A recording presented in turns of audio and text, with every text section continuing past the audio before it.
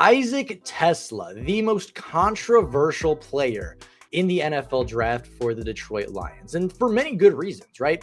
The consensus big board told us that Isaac TeSlaa was a 4th to a 5th round pick. They said that he was not a day 2 type of player, and even though the athletic upside was certainly there was no reason to draft him that high because he wasn't going to go that high. So the Detroit Lions deciding to take him in the early 70s of the NFL draft struck a lot of people as quite odd. And then there's the trade that got up there for it. The Lions trading away not 1, not 2, but 3 first-round picks in order to make that trade a possibility. And you make that trade for a player that never topped 600 yards in college, never topped 4 touchdowns in a season, and really never truly produced at the highest of levels at the SEC or Division I level.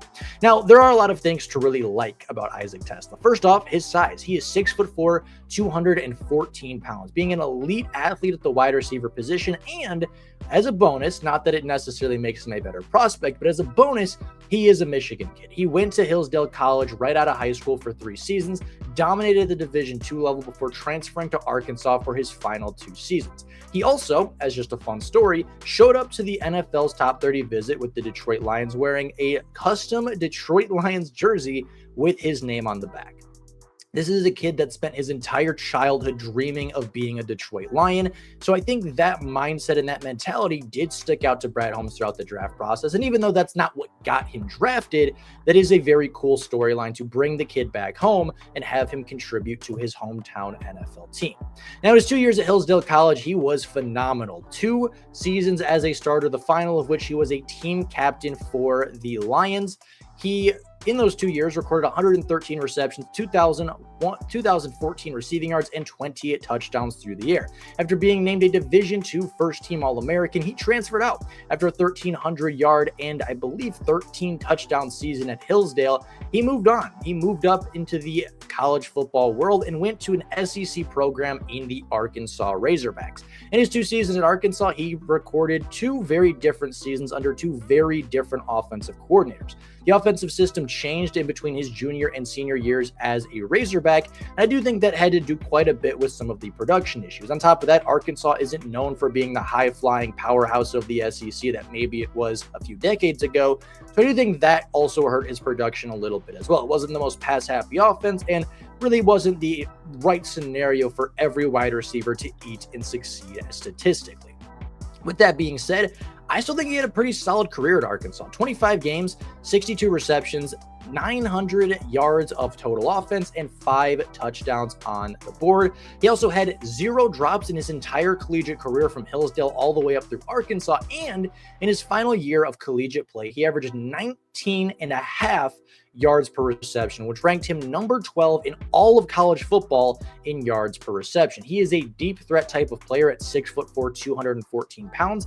And not only that, not only does he have great size and elite hands, he is a freak athlete. And we're talking like DK Metcalf level of freak athlete.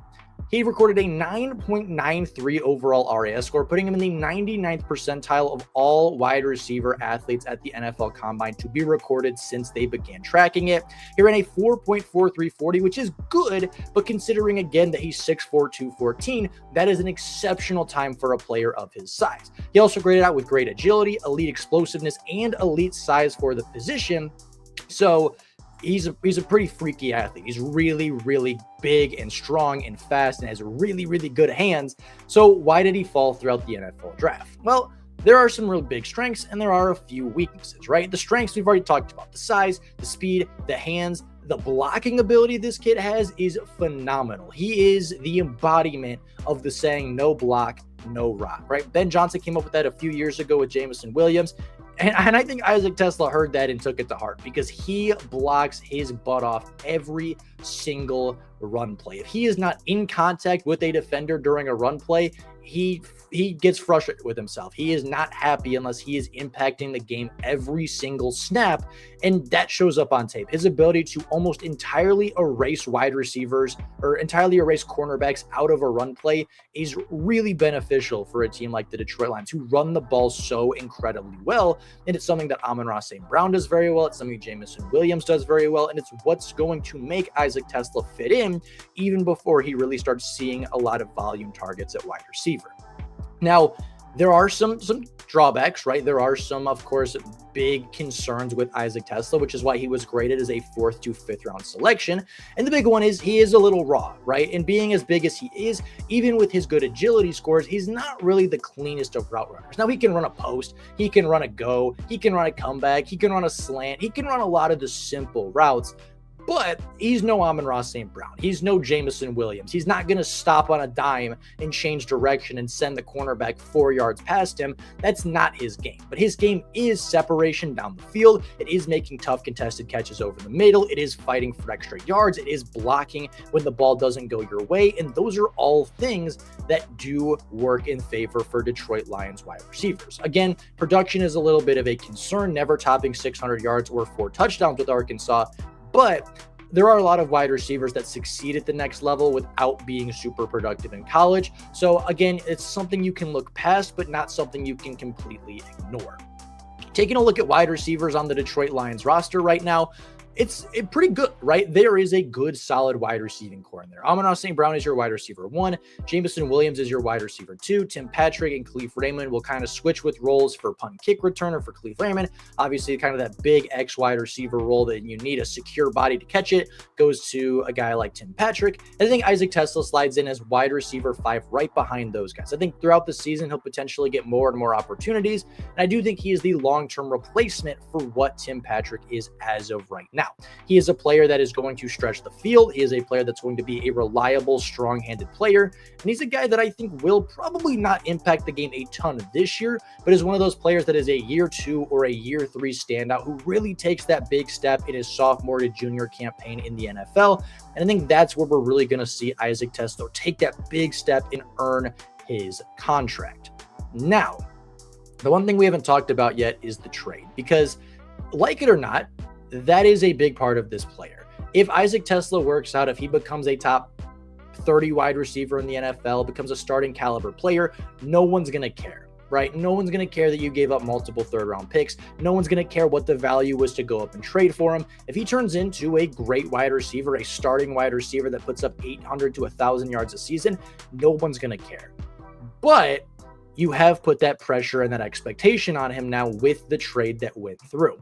The official trade on draft day was that the Detroit Lions would give up 102nd overall pick as well as both 3rd round picks for 2026 in return for pick 70, pick 182, and a 2026 6th round selection. The number of picks for the Detroit Lions does not change, but of course the value of those picks absolutely does. And where Broderick Martin, you were betting a bunch of 5th and 6th round picks on a defensive tackle to develop, this is a little bit different, right? Betting 3 3rd round picks, 3 potential starters for your roster over the next 2 years on a wide receiver is a large gamble. However, it really comes down to if he works out. If Isaac TeSlaa turns into a wide receiver and a star, no one's going to care. But that pressure is there. If he doesn't live up to it, it is going to go on kind of the record is, okay, well, we all kind of saw it at the beginning as this was a risky pick and it didn't end up paying off. With that being said, and with that being in consideration, as of right now, today, I grade this pick as a C+. However, I do think this is one of those picks that you can't really grade until years 3 or 4, right? It is one of those really tough ones because it really is defined by the success of the player. And that might sound really easy to say and say, oh, well, every pick, right, is defined by the player. But this one in particular has a lot of pressure to it. If Isaac TeSlaa works out and he becomes a great receiver, well, then it probably goes up to like an A- or an A. If he doesn't work out, this is going to fluctuate all the way down to an F if he doesn't end up contributing as a starter. So I think this is by far the riskiest pick and maneuver that Brad Holmes made in the draft. And until we see that risk pay off, you can't give it a super high grade. That being said, you also can't be super condescending about it until you see it work or not work. So I think a C+, the upside is there. There is elite upside with great traits, elite hands, an elite run blocker for being a wide receiver. But I think the trade-up value puts so much risk on it that you do really have to just wait and see. It's one of those things that's really tough to grade initially because he's either going to live up to it or he's going to fail. This is going to be one of those picks that either turns out being an A+ or an F-, and there really is no in between. So for the time being, I give it a C+. A lot of risk, a potential for a lot of rewards, but it's just one of those things that we have to wait and see. So with that being said, let me know what you think down in the comments below. In the time that we're waiting for Isaac TeSlaa to break out, let me know in the comments, what do you think about Isaac TeSlaa? Do you think he's going to turn into a really good wide receiver, or do you think the traits were just a little too juicy and he might not ever turn out to be what Brad Holmes sees as his top ceiling? I'm curious to your guys' opinions, but all that being said, that's all I got for you guys right now. Thank you all so much for watching, and until next time, and as always, go Lions.